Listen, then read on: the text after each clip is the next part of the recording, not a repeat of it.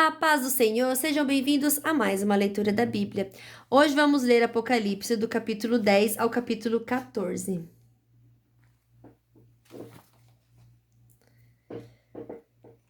Capítulo 10: O anjo e o livrinho.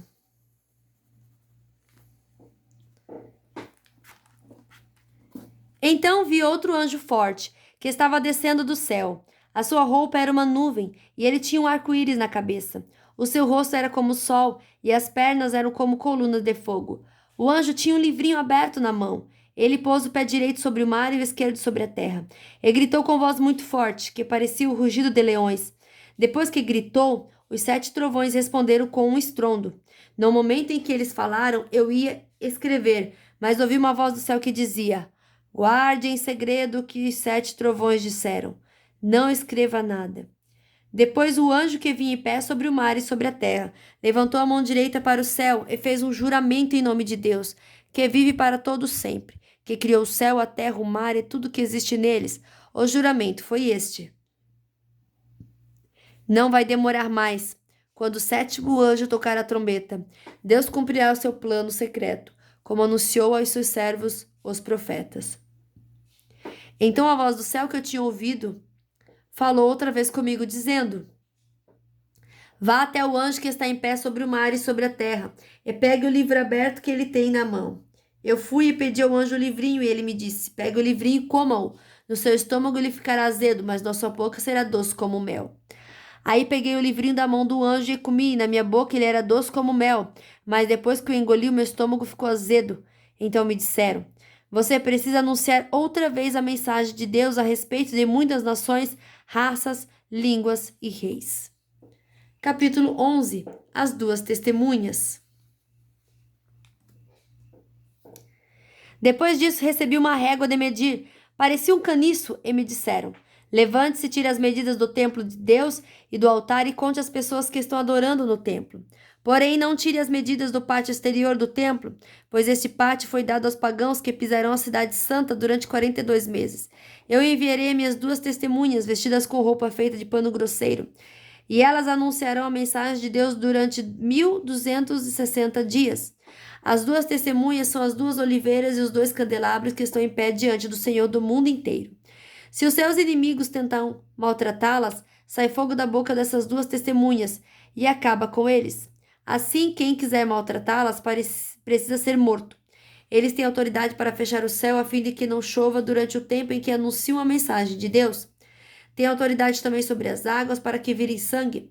Tem autoridade ainda para ferir a terra com todo tipo de pragas, quantas vezes quiserem. Quando as 2 testemunhas acabarem de anunciar a sua mensagem, o monstro que vem do abismo lutará contra elas. Ele vencerá e as matará. E os seus corpos ficarão na rua principal da grande cidade, onde o Senhor delas foi crucificado. O nome simbólico daquela cidade é Sodoma ou Egito.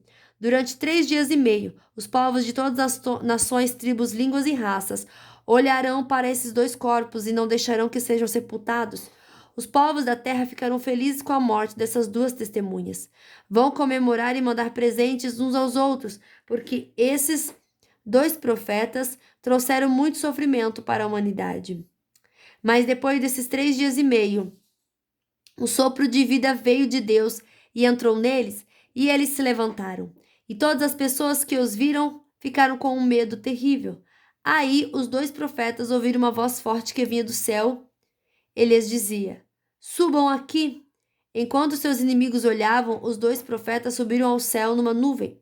Naquele momento houve um violento terremoto. A 10ª parte da cidade foi destruída e morreram 7.000 pessoas. As outras ficaram com muito medo e louvaram a grandeza do Deus do céu. O segundo ai já passou, mas olhem, o terceiro ai virá logo. A 7ª trombeta. Então o 7º anjo tocou a sua trombeta e houve no céu vozes fortes que diziam: O poder para governar o mundo pertence agora a Deus, que é o Senhor nosso, e ao Messias que ele escolheu. E Deus reinará para todos sempre. Aí os 24 líderes que estavam sentados nos seus tronos diante de Deus ajoelharam-se, encostaram o rosto no chão e adoraram a Deus, dizendo: Ó Senhor Deus Todo-Poderoso, que és e que eras, Nós te damos graças porque tu tens usado o teu grande poder e começaste a reinar. Os pagãos estão muito furiosos porque já chegou o momento de mostrares a tua ira e a hora de os mortos serem julgados. Chegou o momento de recompensares os teus servos, os profetas e todo o teu povo, e todos os que te temem, tanto os importantes como os humildes. Chegou o momento de destruires os que matam pessoas na terra. Então se abriu o templo de Deus que está no céu, e a arca da aliança foi vista lá dentro. E houve relâmpagos, estrondos, trovões, um terremoto e uma forte chuva de pedra.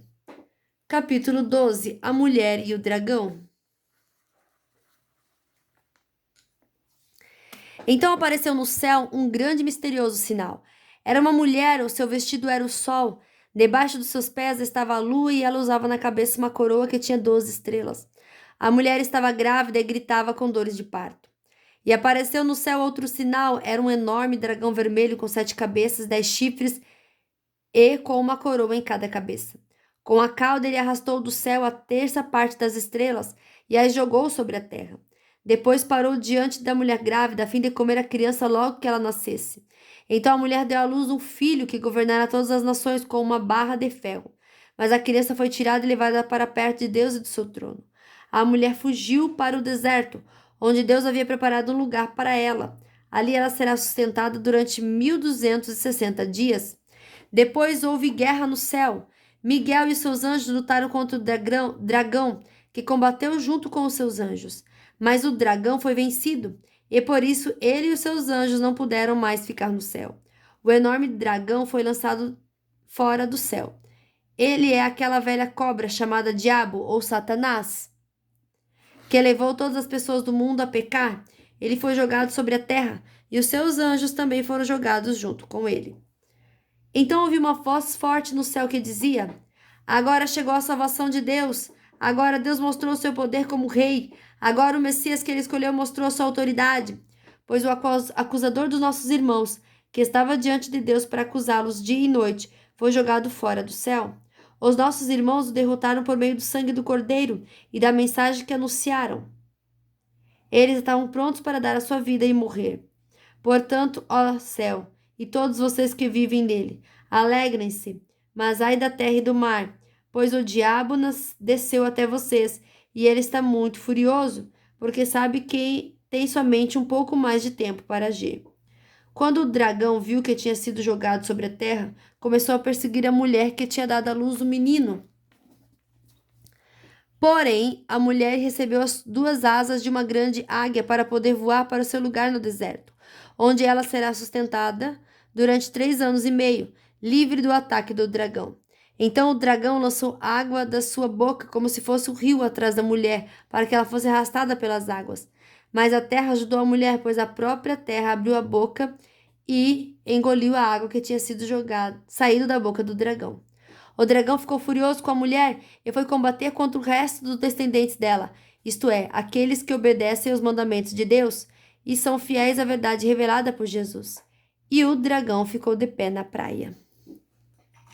Capítulo 13. Os 2 monstros.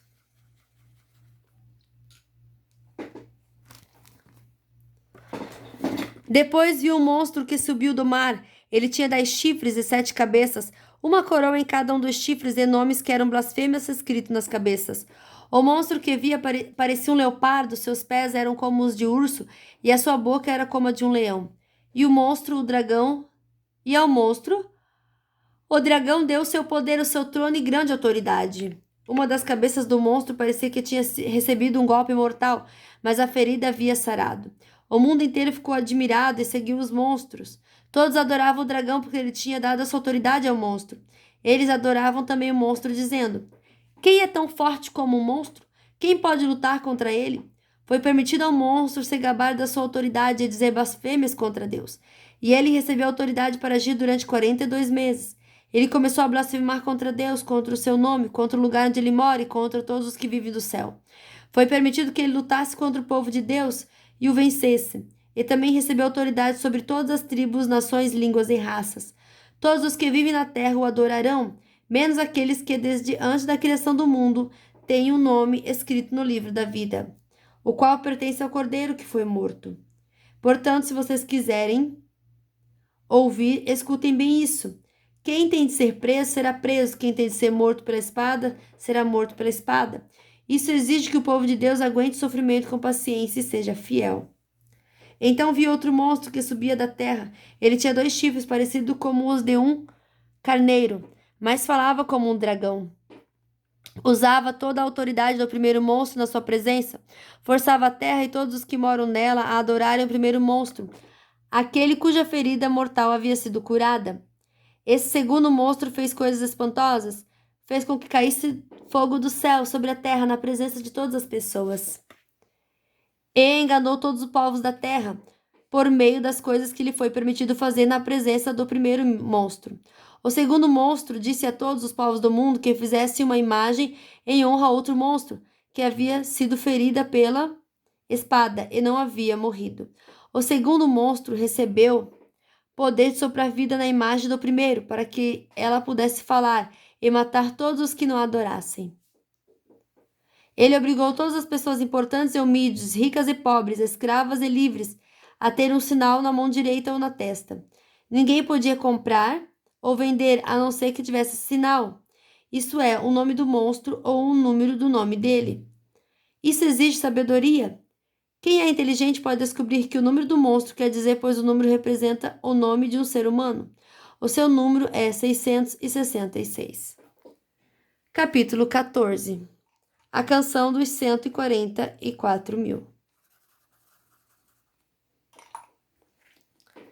Depois olhei e vi o cordeiro em pé no Monte Sião. Com ele estavam 144.000 pessoas que tinham o nome dele e o nome do pai dele escritos na testa delas.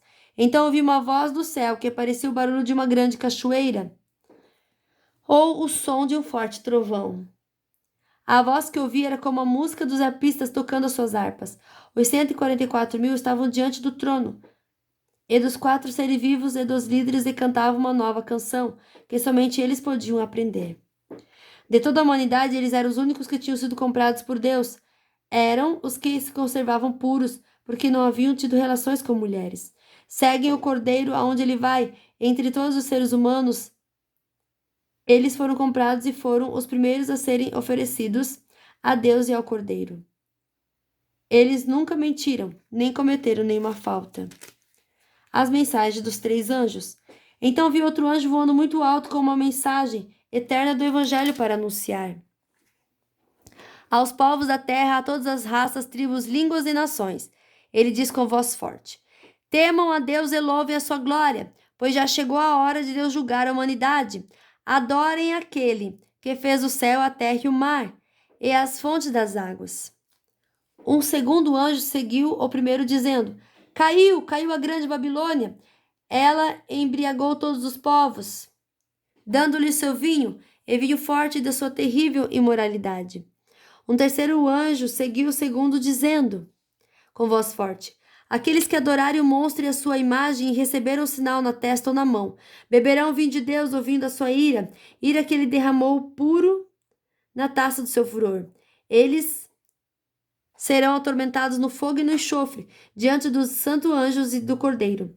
A fumaça do fogo que os atormenta sobe para todo sempre. Ali não havia alívio, nem de dia nem de noite, para os que adoram o monstro e a sua imagem, nem para qualquer um que tenha o sinal do nome dele. Isso exige que o povo de Deus aguente o sofrimento com paciência. Esses povos são aqueles que obedecem aos mandamentos de Deus e são fiéis a Jesus. Então ouvi uma voz do céu que disse: escreva isto, felizes as pessoas que desde agora morrem no serviço do Senhor. Sim, isso é verdade, respondeu o Espírito de Deus. Eles descansarão do seu duro trabalho, porque levarão consigo o resultado dos seus serviços. A colheita do fim dos tempos. Então olhei e vi uma nuvem branca, na qual estava sentado alguém que parecia um ser humano, com uma coroa de ouro na cabeça e uma foice afiada na mão. Outro anjo saiu do templo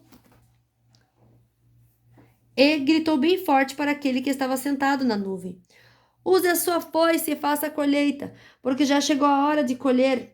A terra está pronta para a colheita. Depois os que estavam sentados na nuvem passou a foice sobre a terra e fez a colheita. Aí outro anjo saiu do templo que está no céu e ele também tinha uma foice afiada. Depois outro anjo que era encarregado do fogo saiu de perto do altar. Com voz forte, ele gritou para o anjo que tinha a foice afiada: Use a foice e corte os cabelos de uvas das videiras da terra, pois as uvas estão maduras. Então o anjo passou a foice sobre a terra, cortou os cachos de uvas da videira e os jogou no tanque da violência.